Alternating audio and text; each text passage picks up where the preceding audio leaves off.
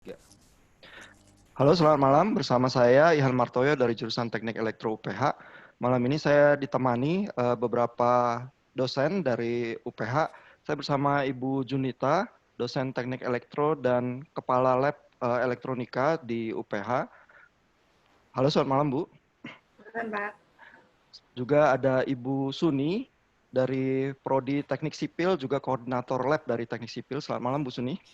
Selamat malam. Saya juga bersama Ibu Esther Krisanti dari Online Education UPH, juga mengajar di PJJ Ilmu Komunikasi. Selamat malam, Bu Esther. Selamat malam, Pak. Oke, jadi malam ini di round ini kita akan bicara praktek kita mengajar online.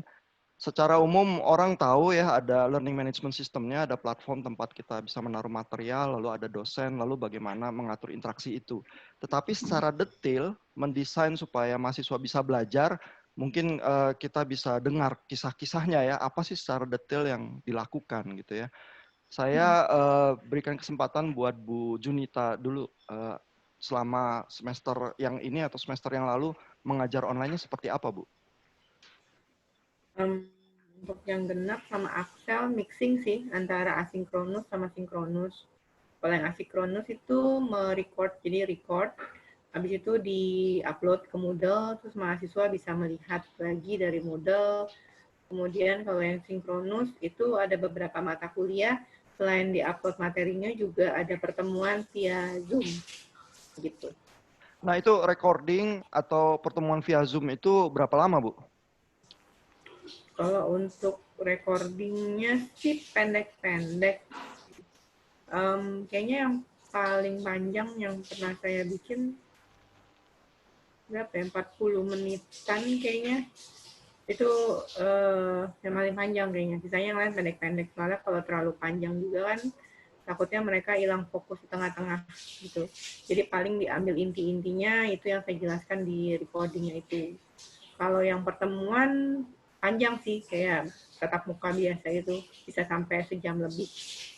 Oh, 1 jam tapi rata-rata ya. Jadi kalaupun 2 SKS kita nggak ketemu 2 jam atau apa nggak. Rata-rata 1 jam ya. Enggak sih. Terus recording rata-rata itu selain yang anomali 40 menit, biasanya rata-rata recording materi itu berapa lama, Bu? 20 menitan ya kalau nggak salah deh.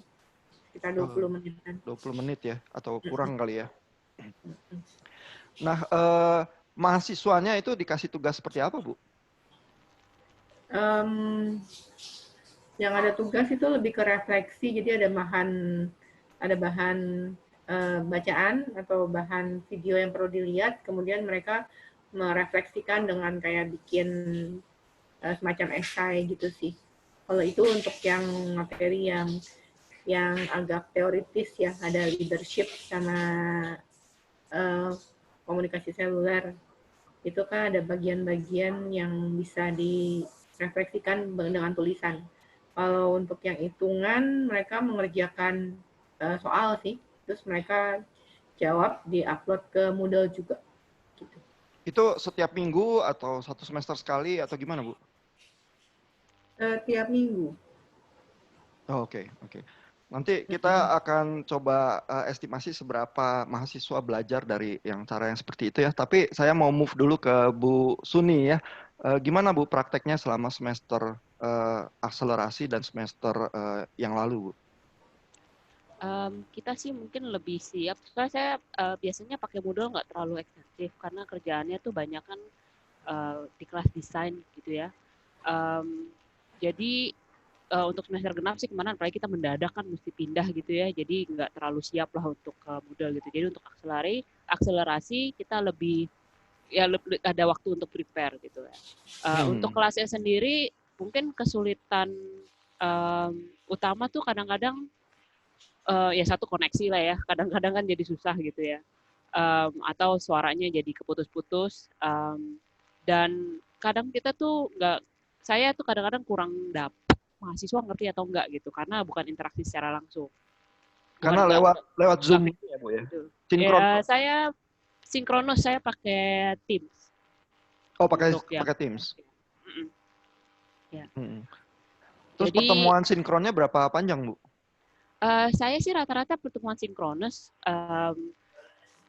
Tergantung kelasnya. Kalau misalnya penjelasan teori perhitungan mungkin sekitar 60-an menit, 50-60 menit. Tapi kita kan sistem kelasnya tuh desain. Jadi mereka harus mendesain. Jadi kadang-kadang tuh kita ketemu untuk mereka diskusi desain mereka. Jadi bukan saya yang share screen, mereka yang share screen gitu. Mereka buat udah gimana, terus mereka bingungnya di bagian yang mana gitu. Oh, terus mereka tugasnya seperti apa, Bu? Kalau untuk kelas yang satu yang desain ini, mereka mesti desain di AutoCAD. Jadi saya kasih file dasarnya, lalu mereka mesti desain ini desain jalan ya. Jadi mereka mesti desain alignment-nya, profilnya sama cross section-nya. Habis itu mesti hitung-hitungannya lah. Oh, tapi mereka diberikan bantuan ya, ada file dasar, lalu mereka mulai dari situ, terus nanti mereka kumpulin hasil dari desain mereka, begitu ya? Iya, file dasarnya sih nggak terlalu ini sih, soalnya kan mereka butuh kantor untuk bisa desain. Jadi file dasarnya basically sih cuma kantor doang.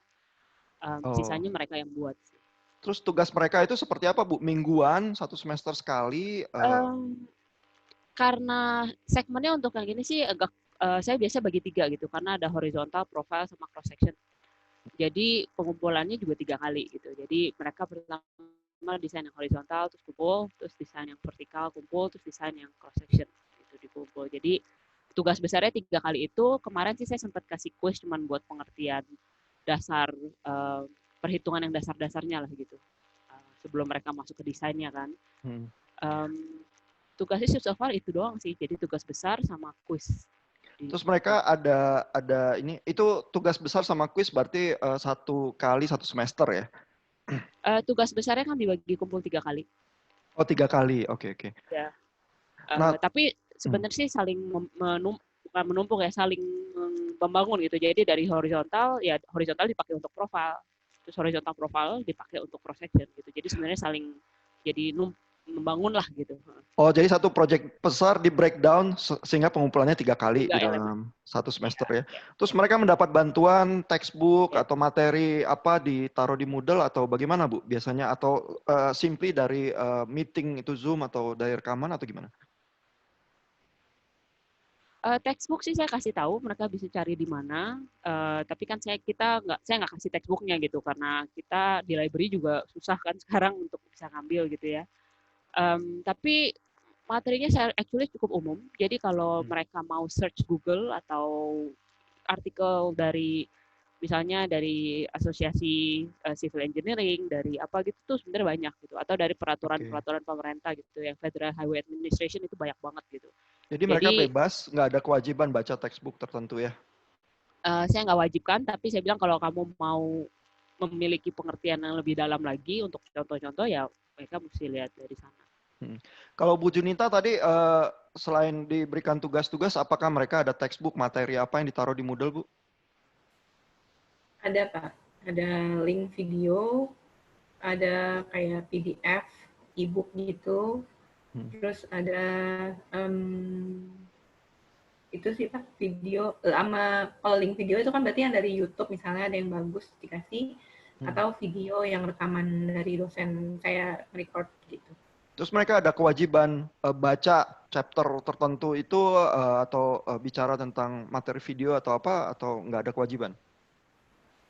Ada yang refleksi itu mereka dikasih tahu pelajarinya misalnya kalau yang e-book pelajarinya di bab sekian sampai bab sekian, kemudian yang videonya biasanya yang dari YouTube linknya itu yang nggak panjang-panjang sih, jadi yang benar-benar udah mencakup memang materi yang mau dibahas itu tentang apa gitu, jadi lebih di scooping supaya semua mahasiswa itu fokus di hal yang sama sih untuk materinya.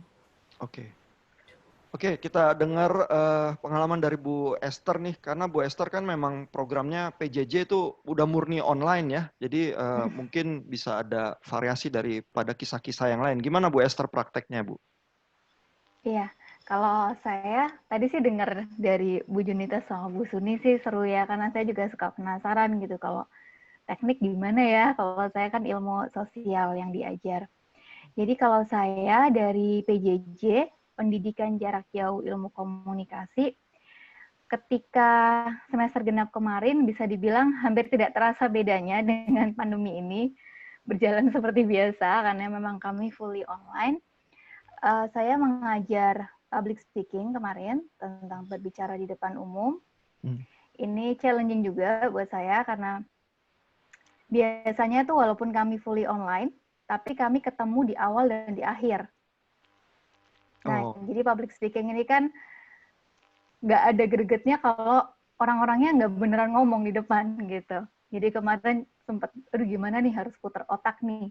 Karena kan pandemi nggak mungkin ketemu di kampus, ya jadi akhirnya mau nggak mau pakai Zoom waktu itu. Dan saya membaginya seperti ini sih, kalau kemarin dalam public speaking, karena ini sifatnya online, dan public speaking itu butuh banyak praktek, saya membaginya dalam beberapa poin yang harus diikuti oleh mahasiswa gitu. Jadi karena public speaking yang pertama pasti ada materi dari si pembawa materi itu sendiri, jadi mereka menjadi pendengar pasif yang menonton. Lalu, nah kalau di PJJ ini karena nggak ketemu ya, jadi harus cari banyak aktivitas. Jadi setelah mereka belajar, ada kegiatan juga untuk mereka mereview atau mengevaluasi dari speaker-speaker yang sudah ternama, yang kita bisa lihat speech-nya di internet gitu ya, terus saya beri aktivitas itu. Jadi tugas-tugas yang diberikan itu tidak berputar di kisaran teori, tapi berputar di kisaran aplikatif nih. Coba kalian review dari sini gitu. Nah, kalau saya sukanya, kalau di PJJ saya sukanya bawanya ke arah situ. Karena Itu kalau tugasnya, mingguan atau satu semester sekali atau gimana, Bu? Kalau saya tugasnya mungkin sekitar 1 semester 4 kali. Untuk mereview public speaker yang terkenal itu ya? Ya, jadi selain mereview public speaker, jadi setelah mereview public speaker, mereka bisa belajar, mereka bisa membuat, dan yang paling seru yang di akhir nih, Pak. Jadi yang di akhir mereka akan saling mereview, peer review. Supaya mereka bisa berasa punya social relationship ya dengan teman-temannya. Jadi karena pandemi kemarin saya harus putar otak nih gimana caranya bisa nge-review. Tadinya saya mau bikin game sebenarnya. Games kecil waktu di kampus kalau bisa ketemu, tapi karena nggak bisa ketemu dengan terpaksa gamesnya harus saya adjust lewat Zoom gitu. Jadi kemarin saya lebih banyak aktivitas kalau di semester genap kemarin. Nah, kalau itu tadi ya, misalnya peer review ya, apakah si mahasiswa itu ngumpulin dulu sampel dari speaking dia ya, lalu nanti di review oleh teman-teman yang lain, atau kumpul semua di Zoom sinkronos, terus langsung public speaking, terus langsung juga dikomentari, atau gimana Bu prakteknya? Iya, saya menggunakan fitur workshop di Moodle. Jadi semuanya submit dulu. Jadi saya udah janji nih dari awal. Tanggal segini kumpulin. Jangan ada yang telat. Kalau telat saya nggak mau terima. Jadi saya udah clear di awal, kumpulin. Setelah itu beberapa hari setelahnya saya buka workshopnya. Semuanya bisa saling lihat, semuanya saling nilai. Dan yang di sini ada, buat saya menarik sih, karena waktu saya bikin fitur workshop ini jujur pertama kali, saya nggak yakin mereka akan mau nilai teman-temannya. Mungkin saya pikir, paling males gitu. Ternyata excited, Pak. Itu yang dikumpulin video atau audio, Bu? Video. Oh, video, oke. Berapa panjang, Bu, yang mereka harus kumpulin? 5 minutes, Pak. Oh, 5 menit, oke. Nah, terus jadi mereka... saya cukup kaget sih itu. Habis mereka saling menonton gitu ya, terus mereka langsung posting review mereka juga di situ, atau reviewnya itu terjadinya sinkronus? Itu asinkronus. Mereka kasih komen, kasih nilai juga. Jadi seru juga sih, celetukan mereka banyak yang bilang, kapan lagi jadi juri Indonesian Idol nih gitu. Jadi seru juga, ternyata mereka ada excitement juga untuk bisa menilai teman-temannya. Tapi berarti mereka harus berusaha belajar gimana caranya recording ya, 5 menitan ya, pakai screen capture tertentu terus upload begitu ya. Terus habis itu saling mengomentari ya. Berapa banyak Bu mahasiswa yang melakukan itu sekaligus? Peer review-nya ya. Kayaknya total satu kelas tuh sekitar 23 kali 3 ya, sekitar 60-an lah Pak, 60 sampai 70. Oh, oke. Tapi karena asinkron semua ya nggak terlalu menyita, kita harus kumpul sama-sama atau apa gitu ya? Enggak, saya bagi kelompok juga sih. Oke. Oke, nah kita udah dengar ya praktek-praktek yang kita jalankan ya. Mungkin kita bisa berusaha mengestimasi ya. Oke, mahasiswa experience seperti itu ya. Apakah mereka belajar dan belajarnya apakah cukup baik ya, dan faktor apa yang bisa menolong mereka dan faktor apa yang mungkin menyulitkan mereka ya. Bu Junita gimana Bu dari praktek-praktek yang dilakukan? Untuk penilaian,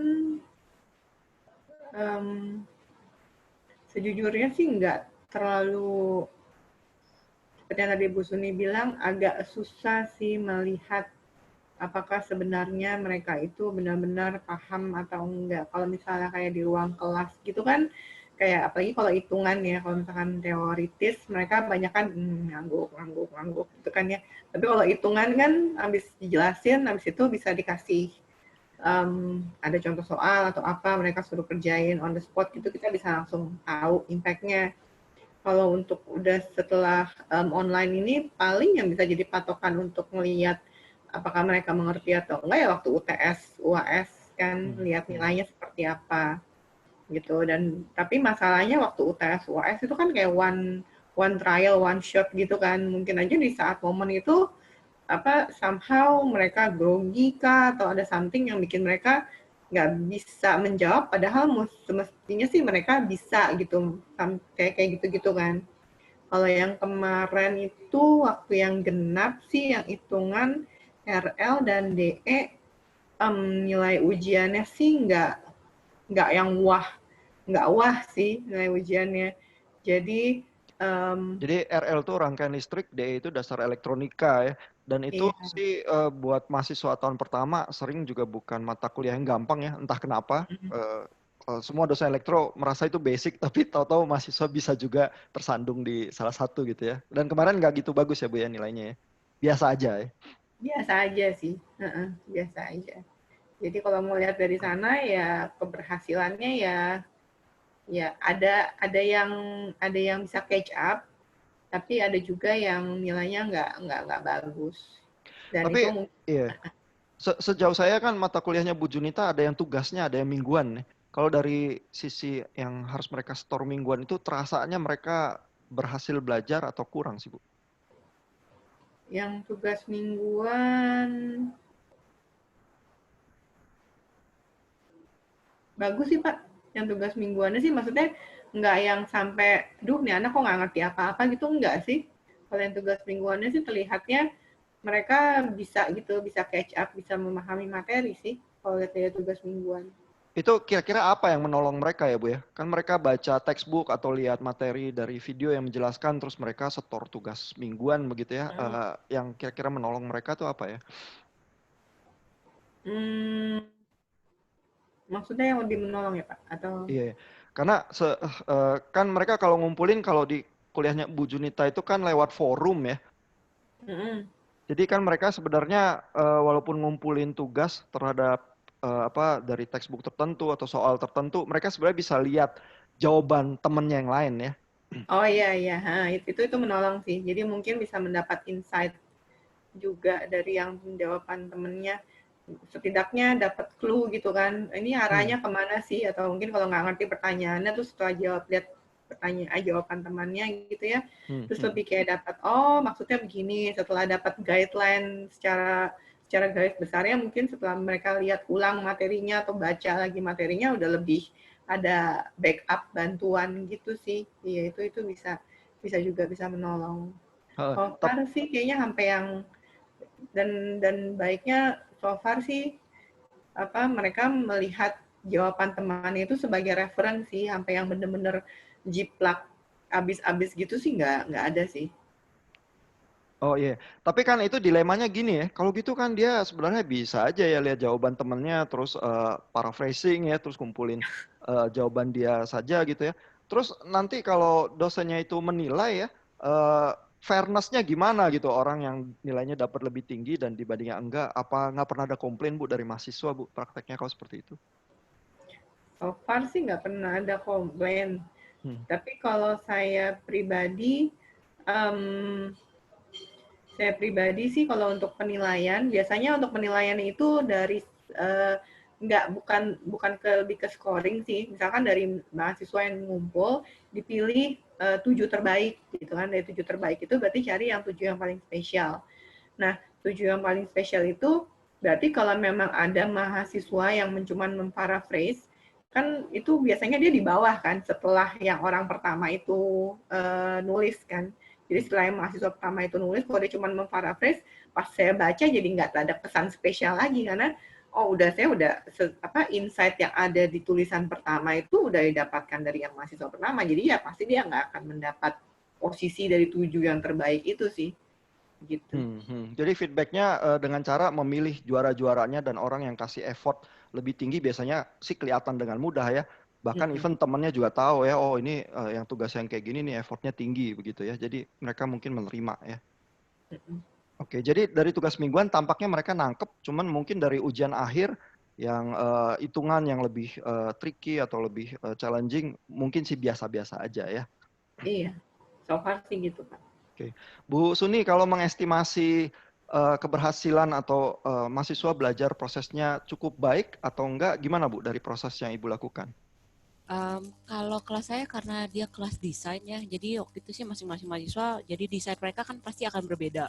Nggak mungkin alignment jalan apa semua tuh bakal persis sama gitu. Jadi karena mereka punya semua berbeda, yang saya lihat sih biasa dari waktu mereka desain kan mereka selain ngumpulin gambar, desain mereka juga ngumpulin perhitungan. Dan selain dari perhitungan itu juga saya minta mereka untuk tulisin asumsi apa yang mereka gunakan untuk desain mereka dan pro dan con dari asumsi yang mereka gunakan. Jadi itu mereka ngumpulin tugasnya itu ya, apakah mereka bisa saling melihat juga mahasiswa yang lain ngerjainnya kayak apa lewat semacam forum atau pakai assignment Bu? Saya pakai assignment, jadi mereka sih nggak bisa saling ngelihat, tapi mereka bisa saling diskusi sambil ngerjain tugas sih sebenarnya gitu kalau mereka mau. Tapi karena ini tugas desain, saya rasa sih tukar pikiran bagus juga ya. Mungkin satu mahasiswa kepikir apa, yang satu nggak kepikir gitu ya. Tapi kan pada akhirnya waktu mereka kumpulin desain mereka semua itu desain personal gitu loh. Jadi saya rasa tukar pikiran mungkin malah memperkaya gitu ya. Jadi mereka ada insight tambahan lah gitu. Jadi sebenarnya kalau kita intentionally ya membuat mereka itu bisa saling melihat dan mencontek ya, mungkin mereka memilih untuk nggak mencontek karena mereka berusaha lebih bagus daripada yang lain itu kan. At least dia punya ciri khas begitu ya. Karena tadi seperti Bu Junita kan lewat forum, Bu Esther juga tadi lewat workshop ya. Basically orang bisa lihat semua orang yang lain kan gitu ya. Terus seberapa Bu hasilnya kalau dari desain yang mereka lakukan atau ujian yang terjadi, kira-kira mereka belajar tuh seberapa baik sih? Kalau dari mereka yang saya lihat, at least untuk kelas yang ini ya, sebenarnya mereka konsepnya ngerti, cuman karena ini klasik mungkin kalau terlalu dekat sama desain sendiri, kadang-kadang penyampaian informasinya itu acak-acakan gitu, karena mereka kan tahu apa yang mereka kerjakan, apa yang mereka maksudkan gitu. Jadi ya di presentasinya ya ntar yang ini dulu, padahal harusnya terbalik gitu.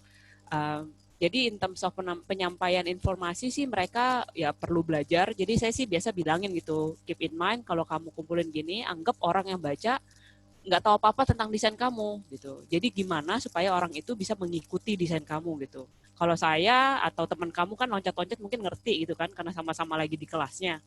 Tapi kan kalau orang yang ya loncat-loncat, tapi orang lain itu gimana gitu kan untuk ngerti kalau kamu tahu-tahu udah ngitung yang langkah 10 terus baru balik lagi ke langkah 1 gitu, kayak kelupaan gitu. Jadi yang kesulitan di sana sih banyak kan gitu, dan kadang-kadang mereka desain tuh kelas saya emang agak beda sedikit gitu ya. Kalau kelas saya kan biasa ini benar atau salah. Kalau saya sih nggak banyak benar atau salah, tapi good design sama better design. Nah, jadi mereka tuh biasa mengalami kesulitan which one is better gitu loh. Soalnya salah, enggak salah gitu. Tapi yang ini lebih baik gitu. Jadi untuk bisa menemukan feeling-nya gitu atau menemukan reasoning-nya itu tuh mereka kadang-kadang nggak kepikir gitu. Soalnya biasanya kan ya rumus begini, masukin angka begini, keluar hasil segini. Benar. Kalau salah masukin rumus, ya angka salah gitu kan. Nah, sedangkan kalau yang di kelas ini, it's not a matter of right or wrong gitu, it's a matter of better design and good design gitu aja sih. Oh, tapi kalau saya dengar begitu cerita dari Bu Suni, malah kedengarannya agak berhasil ya, karena mereka bergulat dengan kesulitan mengkomunikasikan desainnya atau memaknai desainnya, dan di dalam kesulitan itu jangan-jangan mereka belajar ya, yang mana yang better design, yang mana yang enggak ya, walaupun Iya, kan namanya proses pembelajaran pasti patah-patah, agak bingung iya, dan sebagainya ya. iya. Tapi mungkin seperti Bu Junita kali ya, ujiannya hasilnya biasa aja, tapi tampaknya mereka masuk dalam proses belajar itu gitu ya. Oke. Kalau Bu Esther gimana Bu? Apakah melihat berhasil atau kurang berhasil, apa yang membantu atau tidak membantu dalam proses belajarnya mahasiswa Bu? Oke, kalau kemarin saya lihat cukup berhasil. Saya cukup puas, walaupun sayang sekali nggak bisa ketemu di akhir ya, nggak bisa ketemu face to face. Tapi saya lihat cukup berhasil karena waktu peer review itu, saya kan meminta mereka saling menilai. Terus saya dan tutor saya juga sama-sama, yuk kita nilai juga, tapi jangan terpengaruh sama penilaian anak-anak nih. Kita jangan lihat dulu gitu. Dan ternyata setelah digabungkan penilaian kami bertiga, saya, tutor, dan anak-anak, itu sama semua. Jadi saya lihat berarti by Sama konsep. semua itu maksudnya gimana Bu? Apakah penilaian itu memilih siapa yang lebih baik atau apa sehingga sama? Kalau kasih nilai A, B, C itu sama semua, itu kan secara probabilitas agak sulit ya. Ya, kami memilih favorit, Pak, juara favorit Oh, dari iya, iya. setiap grup-grup itu kita pilih juara favorit dan ternyata bagaimana mereka menilai itu kurang lebih sama kami. Tentu saja nggak exact number ya, tapi penilaiannya range-nya kurang lebih sama. Saya cukup kaget juga sih. Berarti kalau dilihat dari situ kan by konsep mereka udah nangkep nih gitu.